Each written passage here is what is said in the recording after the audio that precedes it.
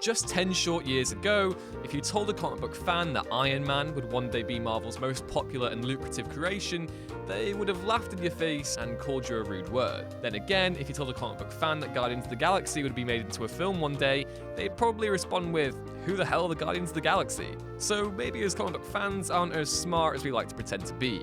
Getting back on track, the meteoric rise of Tony Stark to the very tip top of the Marvel Universe has been a surprising but welcome one. Once a decidedly B-list character, Iron Man can now be seen in video games, on film, on TV, and on lunchboxes both officially licensed and otherwise. And before you can make that weird Iron Man noise, yes, they're all rather embarrassing. With that in mind, I'm Ewan from What Culture, and here are 10 things Marvel wants you to forget about Iron Man. Number 10. Iron roller skates. One of the most innovative aspects of Tony Stark's Iron Man armor is its ability to fly. How far it can fly depends on who's writing the title at the time, but regardless, it's one of the linchpin powers for all superheroes. Who wouldn't love being able to soar amongst the clouds at supersonic speed? And what would be a better way to seek out threats and crimes in progress than by traversing the skies above? Those are rhetorical questions, and yet Marvel answered them in the 70s by giving Iron Man roller skates, somehow forgetting that sticking little wheels on the bottom of those red metal boots doesn't really improve the armor at all.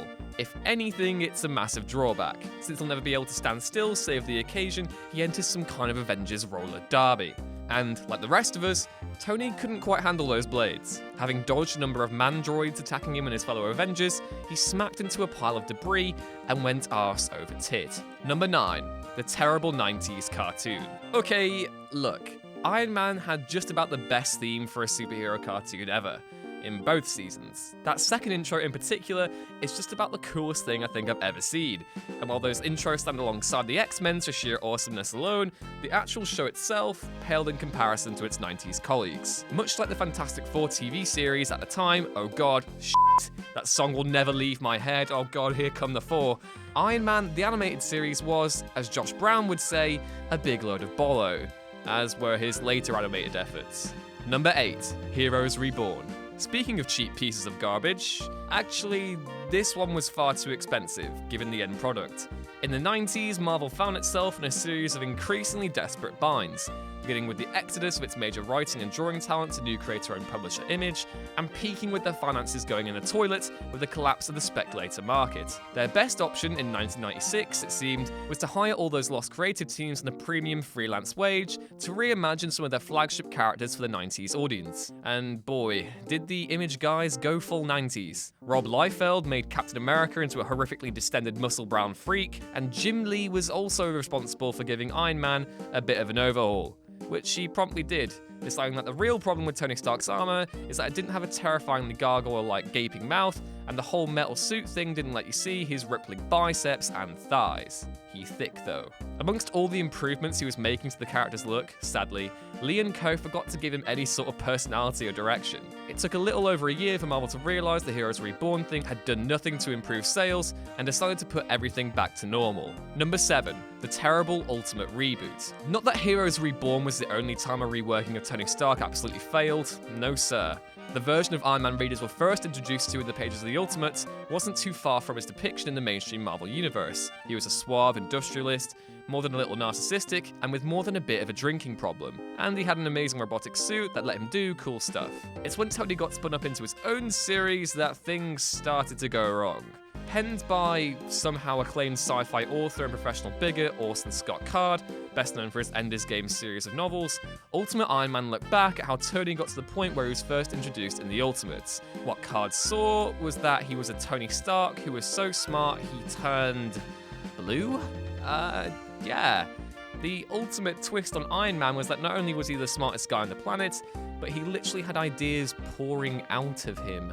Hang on, is that... No, that's definitely, ideas pouring out of him, Jesus. His entire body consisted of neural tissue, making him a giant walking brain, and also made him blue. This had something to do with his mother experimenting on monkeys while she was pregnant. Remind me again why the Ultimate Universe collapsed? Number 6, the jerkiness of Civil War. At a time where Iron Man was set to become Marvel's greatest hero on the big screen, they were busy making him into their biggest villain in the comics. The epic Civil War crossover event was supposed to split the loyalties of fans down the middle, as superheroes and villains alike fought against each other, sparked by the government's implementation of a law that required all citizens and superpowers to disclose the nature of their abilities and their secret identities. The two camps, anti and pro-registration, each had their own figureheads in the form of Captain America and Iron Man respectively. Cap had been heading down a more radical path in his own comic for a while, having become disenfranchised with S.H.I.E.L.D., but Tony Stark's sudden switch to being a complete totalitarian dickhead who happily hunts down his friends to the US government was completely out of nowhere. To complete this out-of-character stance, and just in case you didn't get Civil War's subtle political message in the wake of the Patriot Act, the series climaxed with Iron Man beating the stuffing out of Captain America, having him arrested, and then seeing him get assassinated on the way to trial. Way to go, Tony. Way to go. Number 5. That he and Dr. Doom went back in time. No, this isn't the plot for some Bill and Ted spin-off. Doom Quest is considered the classic Iron Man arc.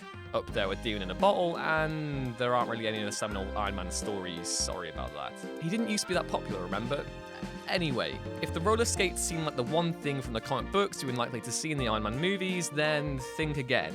Because this is a story about Tony Stark going back in time with Dr. Doom to the days of Camelot, where the former teams up with King Arthur and the latter Morgan Le Fay. Excelsior, I guess. We enjoyed Doom Quest a heck of a lot, but it's just completely bananas, and so completely at odds with the version of Iron Man we now know as to be indistinguishable. It also introduced Doom as a recurring villain, because we guess they both are rich and wear metal suits most of the time. Anyway, Doom Quest is fun, but it's also completely silly. Don't expect it to get referenced by Marvel ever again.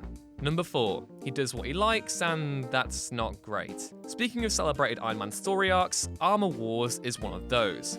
20 years before Civil War, Armor Wars introduced the idea of Tony Stark as a total jerk as he realizes that he sold his technology to a lot of people that he regrets selling them to.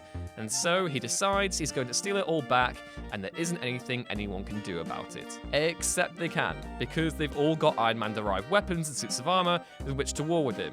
Armor Wars, see? The decision had all sorts of repercussions, including causing a riot in a supervillain prison when he tried to requisition the armor used by the guards, but Tony just didn't care.